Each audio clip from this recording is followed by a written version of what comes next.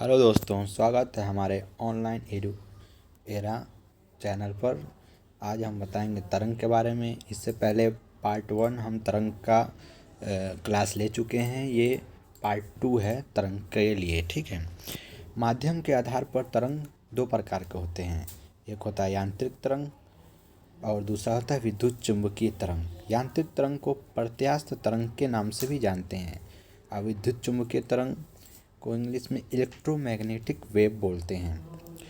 यांत्रिक तरंग यानी मैकेनिकल वेव। प्रत्यास्थ तरंग, प्रत्यास्थ का मतलब होता है इलास्टिसिटी, ठीक है, इलास्टिसिटी। इसके बारे में हम बाद में आपको बताएंगे। सबसे पहले यांत्रिक तरंग वो तरंग है जिसको माध्यम चाहिए। क्या चाहिए? माध्यम। जैसे ठोस, द्रव, गैस।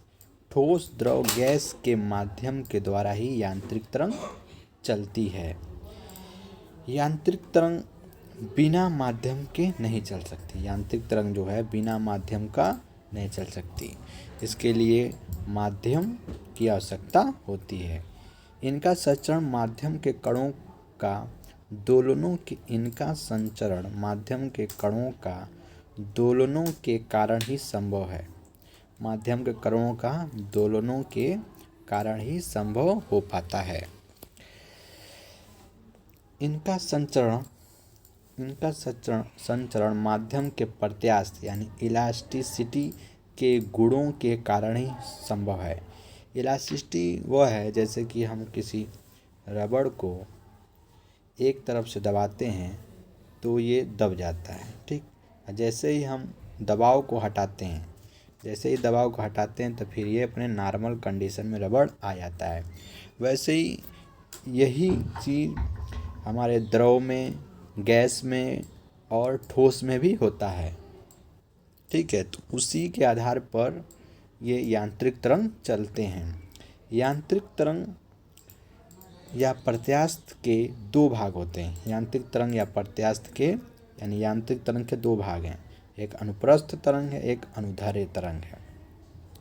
यांत्रिक तरंग के निम्नलिखित उदाहरण हैं। यांत्रिक तरंग के निम्न उदाहरण हैं जो इस प्रकार हैं। पहला है ध्वनि तरंग। ध्वनि तरंग यांत्रिक तरंग के अंतर्गत आता है और यांत्रिक तरंग के अंतर्गत अनुदैर्ध्य में आता है।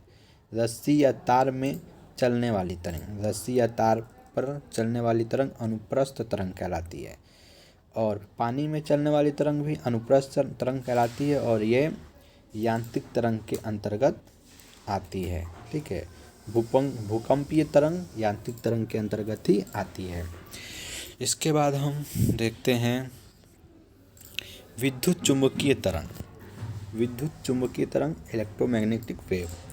इसका संबंध प्रकाशीय वेव से ज़्यादा है, ठीक है। विद्युत चुंबकीय तरंग ठोस, द्रव, गैस माध्यम की आवश्यकता नहीं होती। ये बहुत इम्पॉर्टेंट है। विद्युतीय चुंबकीय तरंग को ठोस, द्रव, गैस की माध्यम की आवश्यकता नहीं होती।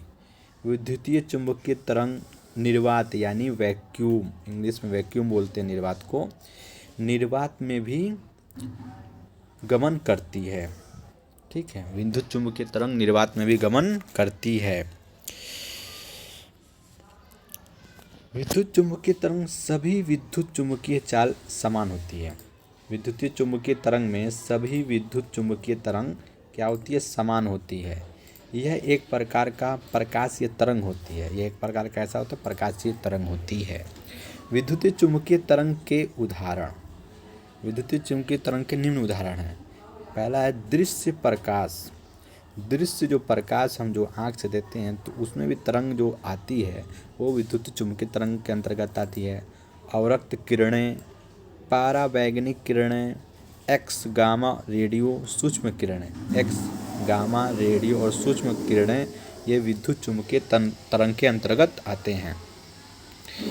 विद्युत चुंबकीय तरंग के अंतर्गत आते हैं। उम्मीद है दोस्तों ये मेरा सेशन आप लोगों को समझ में आया होगा।